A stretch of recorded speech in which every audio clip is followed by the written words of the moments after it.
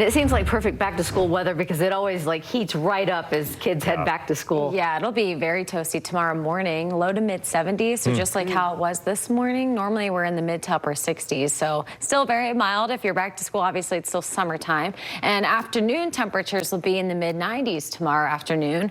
We've had some isolated thunderstorms rolling around the state that have brought some really strong wind gusts at times. Up to 73 miles per hour was reported out in the Bonneville Salt Flats. Price reported a wind gust up to 61.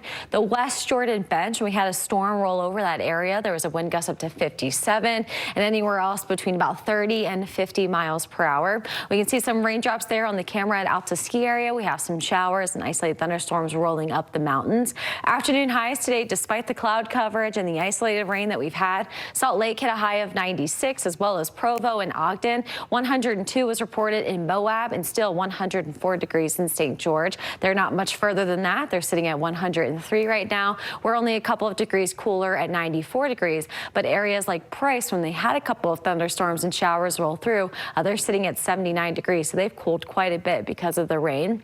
If we zoom in here, at least across northern Utah, you can see our activity isn't as active as earlier, but at least we have another thunderstorm rolling through the northern side of Tooele County. It actually has the best chance to move through the Salt Lake Airport. And if we get some measurable rainfall there, that would actually break our dry streak because we haven't had rain, measurable rain at least, since July 4th. So at least it's rolling over the Oakers right now, beginning to move through West Valley. Doesn't look like it has any lightning associated with it. Southern half of the state, not as active. A few showers up in the higher mountains of south central Utah and right along the eastern border closer to Moab, or at least west side of Monticello. So through this evening, we'll keep some of those showers out there. They won't be as strong as what we saw earlier. You can see storm zone keeps some green along the northern portions of the state. If you happen to be out later on this evening, we don't expect a lot of these showers to reach the ground, but you could feel some gusty winds.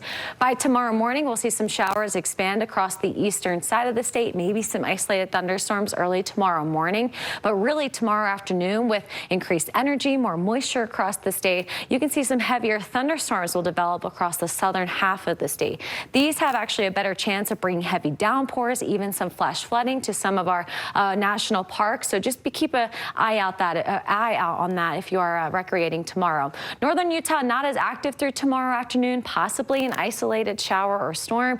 St. George, maybe the western side of Washington County through late tomorrow afternoon could see some wet weather, but overall the Wasatch Front won't be too active tomorrow. We'll keep a slightly better chance for an isolated thunderstorm on Saturday, and then Sunday we'll be drying out and temperatures over the weekend will be in the low 90s. So for central Utah tomorrow, again, just scattered showers and storms developing. Southern Utah temperatures 87 the high in Beaver, mid to upper 70s in Loa, 90 degrees in Moab, so about 10 degrees cooler there compared to today. St. George, couple of degrees cooler with a high of 100. We'll keep an isolated shower chance there, isolated thunderstorm chance on Saturday. Temperatures will climb back to 101 by Monday, 105 by Wednesday of next week.